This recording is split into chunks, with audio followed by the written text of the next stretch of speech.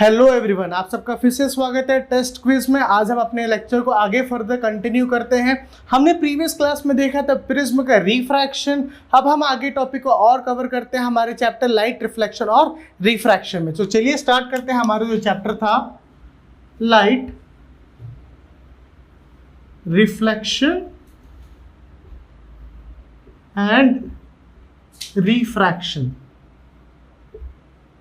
ये हमारा टॉपिक होगा क्लास 10th का। क्लियर? तो चलिए स्टार्ट करते हैं। तो इस टॉपिक में हमारे पास हमने सबसे पहले देखा था लाइट का रिफ्लेक्शन, रिफ्रैक्शन, बाकी चीजें। आज हम देखेंगे इमेज फॉर्मेशन, कि इमेज का फॉर्मेशन कैसे होता है। आज हमारे पास टॉपिक अवेलेबल है इमेज फॉर्मेशन। इसमें देखिएगा, पहले हम समझते हैं कि इमेज बनती कैसे है, इमेज का प्रोसेसिंग क्या है और कैसे इमेज फॉर्म होती है। देखिए, हम सबसे पहले स्टार्ट करते हैं कि इमेज को 4 डिफरेंट कैटेगरीज पे डिवाइड किया गया है। क्लियर? सबसे पहला होता है रियल, फिर होता है वर्चुअल, फिर होता है इरेक्ट, फिर होता है इन्वर्टेड। इसको आप समझने की कोशिश कीजिएगा क्या है और कैसा है। रियल, वर्चुअल, इरेक्ट और इन्वर्टेड, इसके कॉम्बिनेशन कुछ ऐसे बनते हैं। पहला कॉम्बिनेशन बनता है real and inverted.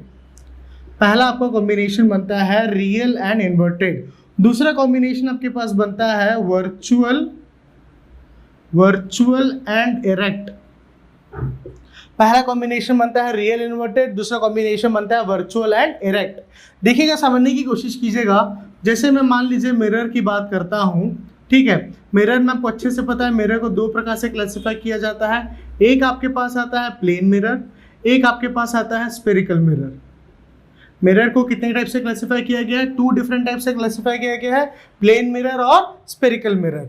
Spherical mirror पे जैसे मान लीजिए, स्फेरिकल मिरर को आप ध्यान से पढ़ेंगे तो स्फेरिकल मिरर के 2 कैटेगरीज है। एक कैटेगरी आपके पास आता है कनकेव स्फेरिकल मिरर, एक कैटेगरी आपके पास आती है कनकेव स्फेरिकल मिरर, और दूसरी कैटेगरी आपके पास आती है कन्वेक्स स्फेरिकल मिरर। क्लियर? अब इसको आप ध्यान से देखिएगा, कनकेव स्फेरिकल मिरर और कन्वेक्स स्फेरिकल मिरर क्या होता है। जैसे हम स्टार्ट करते हैं, सबसे पहले ये 2 चीज आपको आया समझ में कि रियल इन्वर्टेड एक होता है, वर्चुअल इरेक्ट एक होता है। अब आप देखिए कि रियल इन्वर्टेड एग्जैक्टली दिखता कैसा है। मान लीजिए फॉर एग्जांपल ये एरो मेरा एक ऑब्जेक्ट है, ये एरो मेरा क्या है? एक ऑब्जेक्ट है।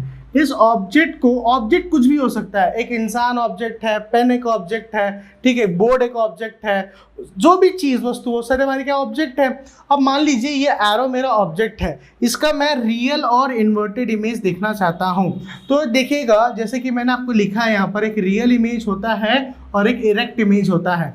अगर कोई भी एक स्क्रीन है आपके पास, क्या है आपके पास? कोई भी एक स्क्रीन अगर मान लीजिए आपके पास अवेलेबल है, स्क्रीन के सामने के पोर्शन पे, यानी कि स्क्रीन के पहले पोर्शन पे अगर इमेज बनता है, स्क्रीन के पहले पोर्शन में क्या बनता है? इमेज बनता है, तो उस इमेज को क्या बोलते हैं? रियल, वास्तविक।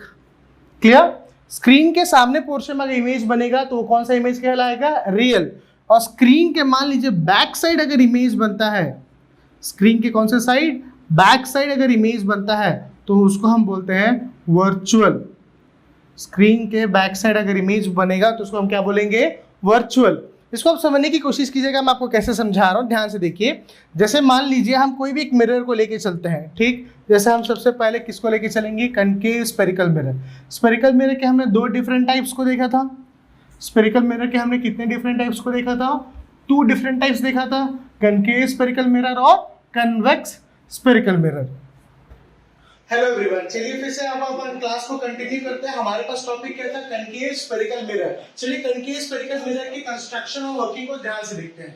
अब जैसे कि आप इस कनकेव स्फेरिकल मिरर को देख रहे हैं, फॉर एग्जांपल मान लीजिए किसके फॉर्म पे रहता है? ये एक राउंड फॉर्म पे हमारे पास कनकेव स्फेरिकल मिरर अवेलेबल है। क्या?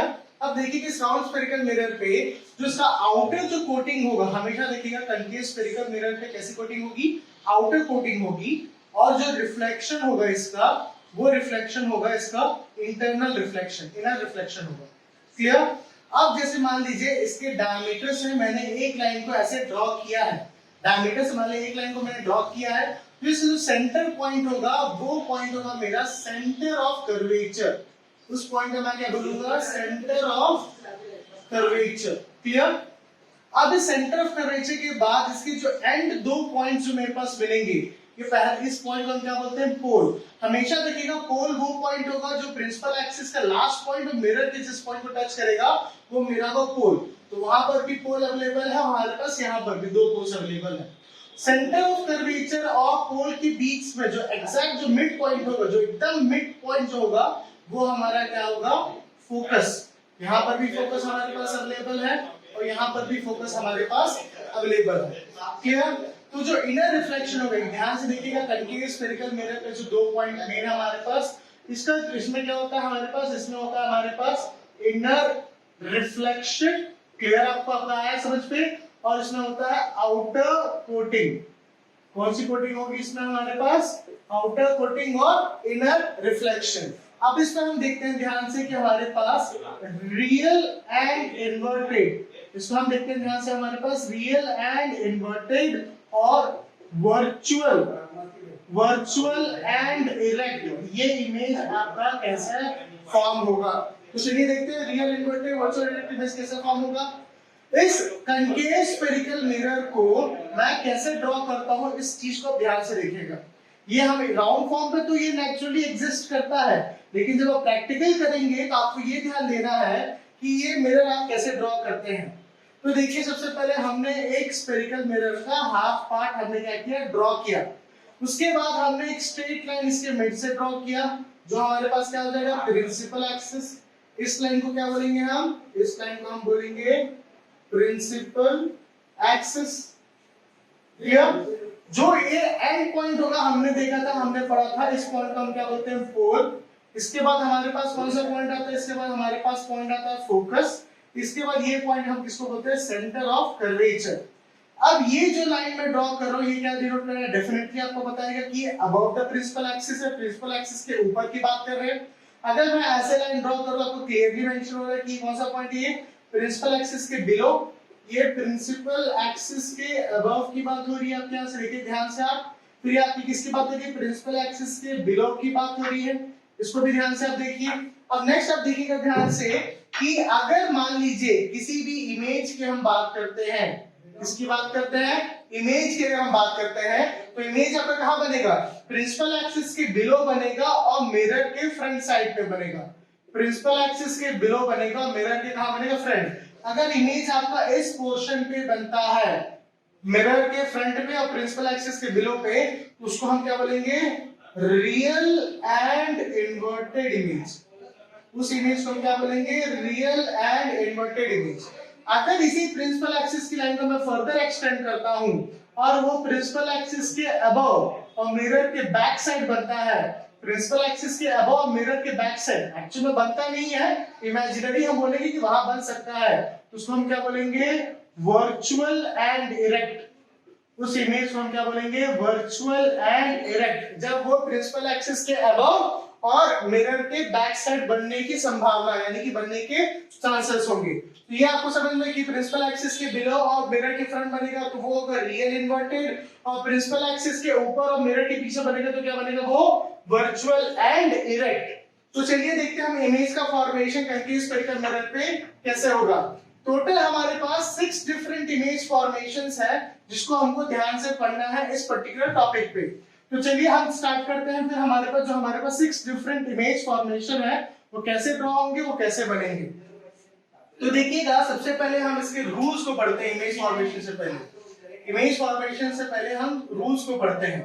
पहला रूल हमारे पास आता है इसका, जैसे मान लीजिए कि ये हमारे पास कनकेव स्फेरिकल मिरर है। इस कनकेव स्फेरिकल मिरर को मान लीजिए मैंने यहाँ पर एक प्रिंसिपल एक्सिस का लाइन ड्रॉ किया है, ये मेरे पास पोल आ गया, ये मेरे पास फोकस आ गया, ये मेरे पास सेंटर ऑफ कर्वेचर। तो पहला रूल क्या बोलता है कि जो भी ऑब्जेक्ट प्लेस होगा, क्या प्लेस होगा, ऑब्जेक्ट जो प्लेस होगा वो हमेशा प्रिंसिपल एक्सिस के अबव और मिरर के लेफ्ट हैंड साइड, कहां पर प्लेस होगा, प्रिंसिपल एक्सिस के अबव प्लेस होगा और मिरर के लेफ्ट हैंड साइड प्लेस होगा। तो पहला रूल आया समझ में आपको। और ऑब्जेक्ट को हमेशा स्मॉल यू से डिनोट किया जाता है। ऑब्जेक्ट डिस्टेंस की बात जब करते हैं, किससे डिनोट होगा, स्मॉल यू से। जैसे मान लीजिए ऑब्जेक्ट ये है, तो इस पॉइंट से पोल के बीच का जो डिफरेंस होगा वही क्या होगा आपका ऑब्जेक्ट डिस्टेंस होगा। क्लियर। सेकेंड आपके पास रूल आता है, जब भी आपका इमेज अगर ड्रॉ होगा, जब भी क्या ड्रॉ होगा, अगर इमेज अगर इसका बनेगा तो पहले इंपॉर्टेंट क्या है कि ये लाइन एक प्रिंसिपल एक्सिस के पैरेलल जाएगी। कौन से लाइन? रे ऑफ लाइट ऑब्जेक्ट के टॉप पॉइंट से, ऑब्जेक्ट के टॉप पॉइंट से प्रिंसिपल एक्सिस के पैरेलल जाएगी, उसके बाद रिफ्लेक्ट होने के बाद वो कहां चली जाएगी? फोकस से। तो ये रूल आपको क्या बोलता है कि कोई भी लाइन अगर वो प्रिंसिपल एक्सिस के पैरेलल जा रही है, कोई भी रेखा, कोई भी लाइन अगर प्रिंसिपल एक्सिस के पैरेलल जा रही है तो रिफ्लेक्ट होने के बाद कहां से जाएगी? वो फोकस से जाएगी। तो इसका हम रीजन देखते हैं, हम इसके रीजन समझने की कोशिश करते हैं कि कोई भी लाइन अगर प्रिंसिपल एक्सिस के पैरेलल आ रही है तो वो फोकस से रिफ्लेक्ट होकर क्यों जाएगी। तो चलिए देखते हैं इसका हम रीजन कि ऐसा क्यों हो रहा है, इसका रीजन क्या है। तो चलिए हम इसको देखते हैं कि ऐसा क्यों हो रहा है, इसका रीजन क्या है। तो हम सबसे पहले ड्रॉ कर लेते हैं यहाँ पर कनकेव स्फेरिकल मिरर। हमने कनकेव स्फेरिकल मिरर को ड्रॉ कर लिया, ठीक। ये हमने क्या कर दिया? प्रिंसिपल एक्सिस बना लिया। ये हमारे पास आ गया सेंटर ऑफ कर्वेचर, ये हमारे पास आ गया फोकस। क्लियर। और ये हमारे पास आ गया पोल। ये आया ray of light principal axis के पैरेलल, और ये रिफ्लेक्ट होकर जैसे हमने कहा कि फोकस से चलेगा। अब ये देखिए कि ऐसा क्यों होता है। सबसे पहले तो सेंटर ऑफ कर्वेचर से इस पॉइंट को आप क्या कीजिए? ज्वाइन कर लीजिए जहां पर एक पॉइंट बन रहा है। तो अगर मान लीजिए यहाँ पे मैंने ऐसे नॉर्मल क्रिएट किया, यहाँ पे ऐसे टेंजेंट करके मैं नॉर्मल बनाता हूँ, तो पॉइंट कहाँ मिलेगा? सीधा सेंटर ऑफ कर्वेचर पे बनेगा। अगर किसी भी सर्कल का अगर मैं उस पर्टिकुलर पॉइंट पे टेंजेंट बना के, अगर ऐसे करके टेंजेंट बना के एक लाइन ड्रॉ करूँ तो लाइन कैसे कटेगा? नॉर्मल, और नॉर्मल कहाँ जुड़ेगा? तो सेंटर के सर्कल पे जुड़ेगा। क्लियर। तो अब क्या बोल रहा हूँ कि ये मेरा हो गया इंसिडेंट रे, और ये मेरा क्या हो गया? Reflected ray. और ये मेरा कैसे एक्ट कर रहा है? नॉर्मल। तो ये मेरा क्या बना? Angle of incidence. ये मेरा क्या बना? Angle of reflection. तो भाई according to law of reflection क्या होता है? एंगल ऑफ इंसिडेंस हमेशा एंगल ऑफ रिफ्लेक्शन के क्या होगा? इक्वल होगा। तो जहां से भी ये लाइन जाएगा रिफ्लेक्ट होने के बाद कहां से आएगा? फोकस से। क्योंकि अगर मैं वहां से एक नॉर्मल को ड्रॉ करूंगा तो ये होगा एंगल ऑफ इंसिडेंस, ये होगा एंगल ऑफ रिफ्लेक्शन। आप कहीं भी ड्रॉ कीजिए, वो कहां से जाएगा? पॉइंट फोकस से जाएगा। फिर से वहां से नॉर्मल ड्रॉ कीजिए, फिर क्या हो जाएगा? एंगल ऑफ इंसिडेंस और एंगल ऑफ रिफ्लेक्शन। इतना आपको समझ पे कि एंगल ऑफ इंसिडेंस हमेशा एंगल ऑफ रिफ्लेक्शन की इक्वल होगा। और कोई भी लाइन अगर प्रिंसिपल एक्सिस के पैरेलल आ रही है तो कहां से पास होगी? वो फोकस से पास होगी। हम किसकी बात कर रहे हैं? यहाँ पर कनकेव स्फेरिकल मिरर की बात कर रहे हैं। क्लियर? आपको आया समझ पे? अब हम देखते हैं नेक्स्ट टॉपिक हमारे पास जो अवेलेबल है, ठीक है। अब इसके इमेज फॉर्मेशन में देखते हैं। रूल्स आपको आगे समझ पे कि रूल्स हम क्या क्या फॉलो करेंगे। पहला रूल हमारे पास आता है कि ऑब्जेक्ट कहां प्लेस होगा। कहां होगा प्लेस हमारा ऑब्जेक्ट? ऑब्जेक्ट हमारे यहाँ हमेशा लेफ्ट हैंड साइड प्लेस होगा, किसी भी मिरर के और प्रिंसिपल एक्सिस के अबव प्लेस होगा। यह आपको समझ में? इसको आप देखिएगा, जैसे मैंने बताया आपको कि अबव प्रिंसिपल एक्सिस और प्रिंसिपल एक्सिस के लेफ्ट हैंड साइड होगा। पहला, if object is placed at infinity. Object कहां पर प्लेस हुआ है? ऑब्जेक्ट प्लेस्ड हुआ है इंफिनिटी पे। तो इसमें कैसे बनेगा देखिए। सबसे पहले बनाते हैं कनकेव स्फेरिकल मिरर। इसके बाद आता है आपके पास ये प्रिंसिपल एक्सिस का लाइन। आपने यहां लिखा पोल, आपने यहां लिखा फोकस, आपने यहां लिखा centre of curvature. Object infinity मतलब वो प्रिंसिपल एक्सिस पे नहीं है, तो हमने एक ऑब्जेक्ट को यहां बना लिया कि चलिए ये हमारा क्या है? एक ऑब्जेक्ट है जो प्रिंसिपल एक्सिस पे नहीं है, उस ऑब्जेक्ट को हम इंफिनिटी ही ट्रीट करेंगे। तो सबसे पहले ऑब्जेक्ट का लाइन कैसे जाएगा? प्रिंसिपल एक्सिस के पैरेलल जाएगा। हमने इसको अच्छे से पढ़ा था कि कोई भी लाइन अगर रेखा प्रिंसिपल एक्सिस के पैरेलल आती है तो रिफ्लेक्ट होने के बाद कहां से जाएगी? वो रिफ्लेक्ट होने के बाद चली जाएगी फोकस से। तो ये लाइन चलेगा फोकस से। एक और रे ऑफ लाइट लेके आते हैं, वो भी कैसे जाएगा? प्रिंसिपल एक्सिस के पैरेलल, और रिफ्लेक्ट होने के बाद कहां से आएगा? फोकस से। तो इतना मेरे को आगे समझ में कि जितने भी लाइंस में से ड्रॉ करूंगा, जितने सारे भी लाइंस में से ड्रॉ करूंगा इंसिडेंट रे, वो रिफ्लेक्ट होने के बाद कहां जाएंगी? फोकस से जाएंगी। तो इससे मेरे को क्या क्लियर हुआ कि मेरा इमेज कहां बन रहा है? पॉइंट साइड पर। ठीक है, सबसे पहले मैं तो देखते हैं कि इमेज कहां बना। तो ऑब्जेक्ट डिस्टेंस क्या होगा मेरा? कि ऑब्जेक्ट डिस्टेंस मतलब ऑब्जेक्ट की दूरी। ऑब्जेक्ट डिस्टेंस किससे डिनोट होगा? स्मॉल यू से। ऑब्जेक्ट डिस्टेंस क्या है मेरा? इस पे इसमें है इंफिनिटी।